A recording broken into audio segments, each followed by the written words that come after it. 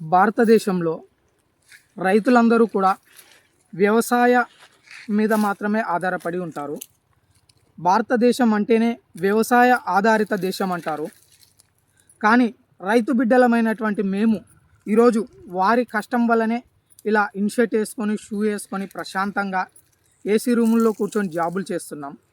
కానీ రైతన్నలు మాత్రం ఇదే పంట పొలాల మధ్యన ఇదే విధంగా కష్టపడుతూ సమాజానికి మేము అన్నం పెడతామంటున్నారు. మరి నాలాంటి ఎంతోమంది యువకులు కష్టపడి చదివిన తర్వాత జాబులు వచ్చిన తర్వాత ఇప్పటికైనా మీరు రెస్ట్ తీసుకోండి, ప్రశాంతంగా ఉండండి అంటే, నాన్న మీకు రెక్కలు వచ్చాయని చెప్పి మిమ్మల్ని ఎగరమంటాం, కానీ మా రెక్కలు ముడుచుకొని రైతులం మేము కూర్చోము, మా చివరి కట్టె కాలే వరకు రైతులుగానే బ్రతుకుతాం అనేవాళ్ళు ఈ దేశంలో ఎంతోమంది ఉన్నారు. 100కి 98% మంది రైతులు ఒక్కరోజు కూడా పొలానికి వెళ్ళకుంటే, వ్యవసాయ పనులు చేయకపోతే మాకు పొద్దు గడవదు అనేటటువంటి వాళ్ళు చాలామంది ఉన్నారు. మనం ఇక్కడ చూస్తున్నాం ఈ పంటలన్నీ కూడా. ఇక్కడ ఏదంటే మనకు ఈ కందిబుడ్డల పొలం కనిపిస్తుంది.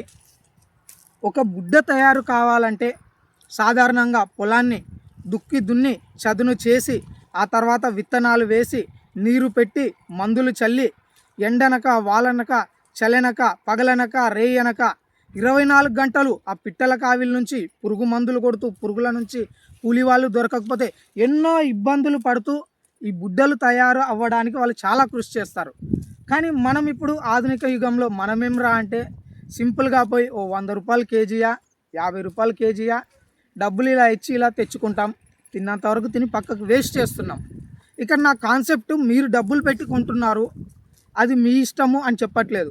కానీ ఫుడ్ కానీ ఇటువంటి పదార్థాలు కానీ వేస్ట్ చేసే ముందు ఒక్కసారి దీని వెనకాల పండించినటువంటి రైతుల యొక్క కష్టం ఎంతుంది అనేది ఆలోచించండి.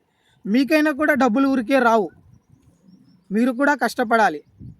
మరి మీ కష్టము ఒకటి, ఈ రైతుల కష్టం ఒకటా?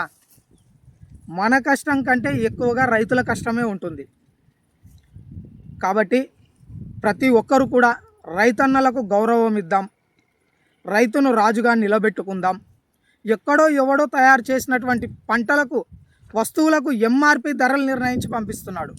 ఓ షాపులోకి వెళ్తాం, ఏదో అద్దాల గ్లాసులో ఉంటుంది ఓ టమాటా, డిమార్ట్ అని, జ్యోతిమాల్ అని, ఆ మాల్ అని, ఈ మాల్ అని, విశాల్ మాల్ అని, ఏదో రకరకాలుగా దాంట్లో వాడు పైన గీకి పడేసి ఉంటాడు. 50 రూపాయలు కిలో, 70 రూపాయలు కిలో అని చచ్చినట్టు అది ఎంత ఉంటే అంత కొంటాం.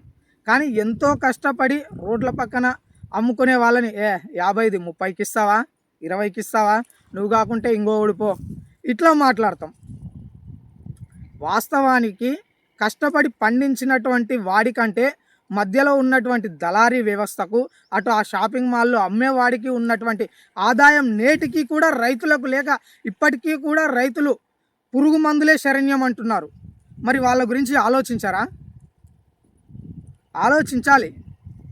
ఇప్పుడు మనం జాబులు చేసుకుంటున్నాం, ఆ జాబులు కరోనా సమయంలో జాబులు అన్నీ పోయినాయి, జీతాలు లేవు. మరి ఆ సమయంలో ఒక్కసారి ఆలోచించండి మిత్రులారా, ఎంతమంది తిరిగి పల్లెటూరులకు వచ్చి తల్లిదండ్రులకు ఆ 1-2 సంవత్సరాల కాలంలో జాబులు లేకపోతే వ్యవసాయం మీద ఆధారపడినటువంటి కుటుంబాలన్నీ కూడా తల్లిదండ్రులు పంపిన పైసలతోనే బతికినారు కదా. ఆ సమయంలో నీ జాబు బతకనియలేనికి ఎవరు లేదు, కేవలం రైతు పండించినటువంటి పంటలు తిన్న నువ్వు బ్రతికినావు. మరి అటువంటి రైతును నేడు ఎంతోమంది చిన్న చూపు చూస్తుంటే మరి మీరేం చేస్తున్నారు? కాబట్టి రైతులను చిన్న చూపు చూడొద్దండి. ఎవడైనా చిన్న చూపు చూసినా కూడా వాడికి రైతు అంటే ఏంటో మనము తెలియజేయాలి.